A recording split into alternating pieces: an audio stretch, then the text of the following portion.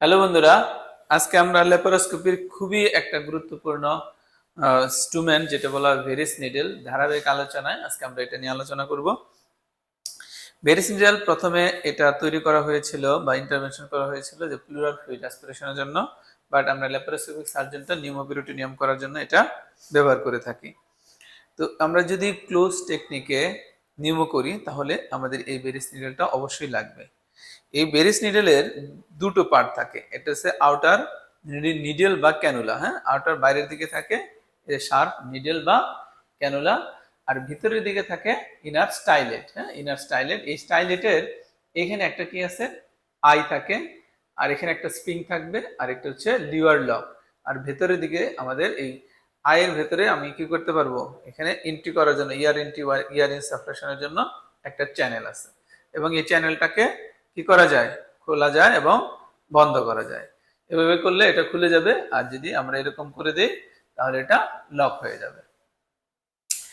এখন এই ভেরিস নিডেলের আমার কয়েকটা জিনিস খেয়াল রাখতে হবে। একটা ব্যাপার হচ্ছে এটাকে আমাদের কমপ্লিটলি ক্লোজ করতে হবে।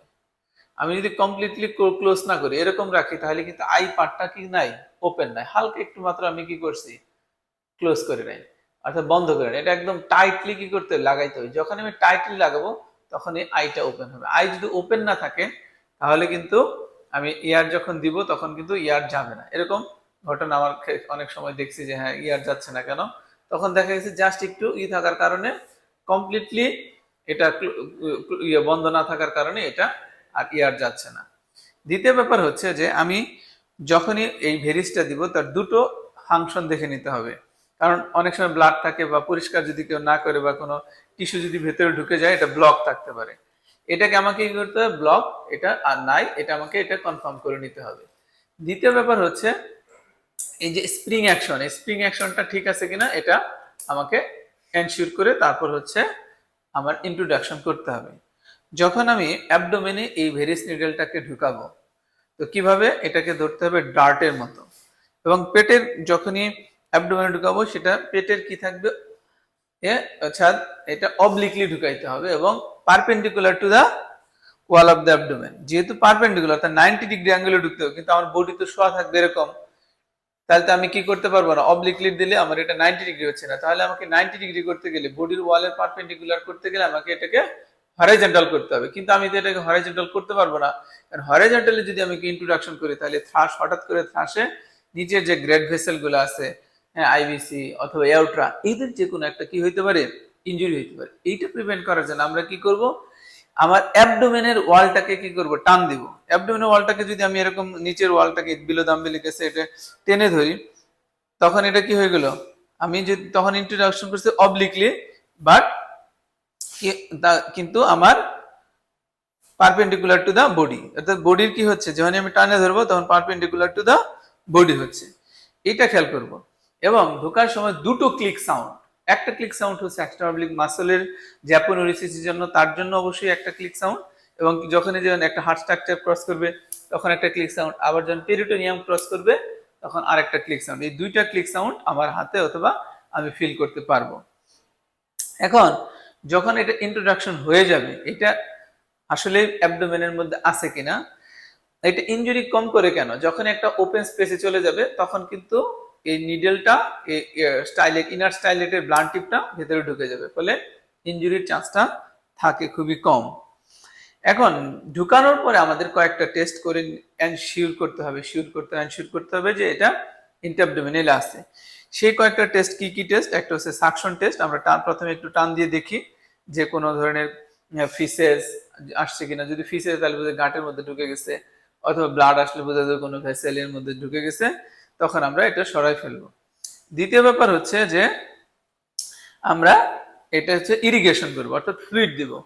ফ্লুইড দিলে এই ফ্লুইডটা যদি যদি কোনো স্পেসে যায়, হ্যাঁ, যদি ক্লোজ স্পেসে যায় বা প্রিপেরিটোনিয়াল থাকে বা রেকটাসে থাকে, তখন কিন্তু ফ্রি ফ্লো থাকবে না, এটা ফ্রি ফ্লো থাকবে না।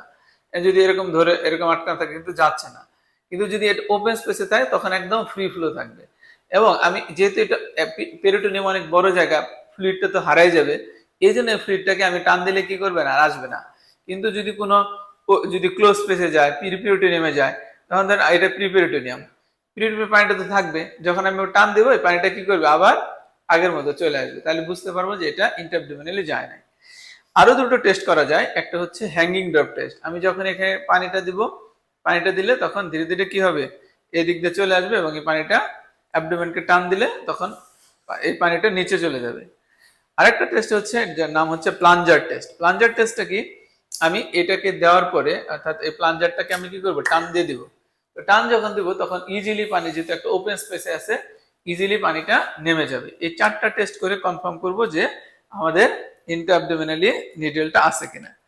এখন ইন্টারঅ্যাবডোমিনাল নিডেল থাকার পরে আমি এই নিডেলটাকে আনঅ্যাটেন্ডেন্ট রাখবো না, এটা আনঅ্যাটেন্ডেন্ট রাখা যাবে না। যখন ঢুকে যাবে, ঢোকার পরে ধরেন সাপোজ এখানে ঢুকলো, ঢোকার পরে আমি কিছু সময় অবশ্যই ইয়ার যখন এন্ট্রি করব তখন আমি নিডেলটাকে ধরে রাখবো, কারণ বা এরকম ঢুকানোর পরে ধরেন ঢুকে গেছে ভেতরে, এরকম মুভমেন্ট করে অনেকে এরকম করতে পারে, হ্যাঁ, যে হ্যাঁ এটা ফ্রি আছে কিনা, এই ফ্রি বোঝা যাবে না। কারণ আমি যদি কোনো কারণে একটা ভেসেল ইনজুরি হয়ে যায়, আমি যদি মুভমেন্ট করি তাহলে ভেসেল ইনজুরিটা আরো কি হবে, বড় হবে।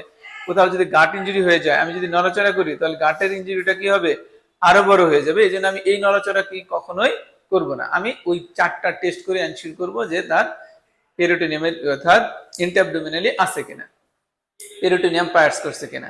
এখন নেক্সট কাজ হচ্ছে আমাকে কি করা, এটাকে নিউমো করা।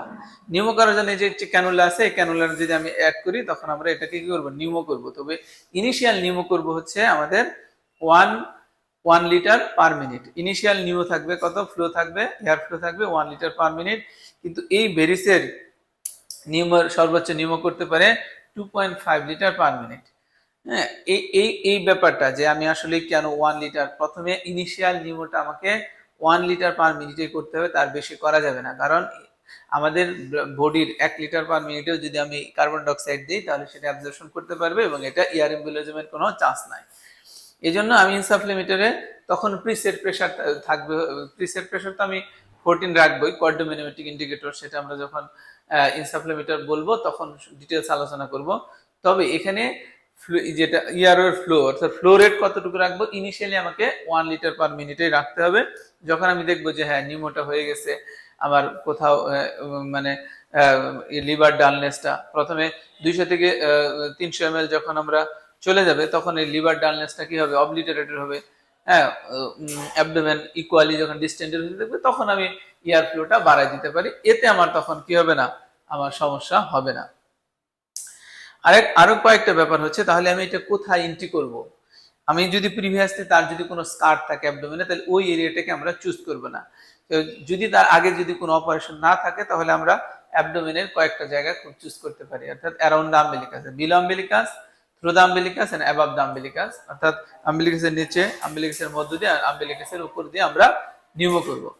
এইখানে যদি পসিবল না হয় তাহলে আমরা কোথায় করব, আমরা করব হচ্ছে পামার্স পয়েন্ট। পামার্স পয়েন্টটা কোথায়, এটা মিড ক্লেভিকুলার লাইনে লেফট সাবকোস্টাল রিজিয়ন, যে রিজিয়নটা রয়েছে সেইটা হচ্ছে পামার্স পয়েন্ট। এখানে যদি আমি করি এই নিডলটা ইনসারশন করি, নিচে যেহেতু স্টোমাক থাকে, স্টোমাকে ইনজুরি হইলেও যেহেতু একটা স্টোমাক একটা স্টেরাইল অর্গান এবং এখানে ব্যাকটেরিয়াও থাকে না, এখানে যদি ফুটা হয় বা পারফোরেশন হয় তেমন কোনো প্রবলেম করে না এবং এটা দেখা যায় যে খুবই মাইনর লিকেজ হয় এবং এটা পেরিটোনাইটিসের চান্সও থাকে না।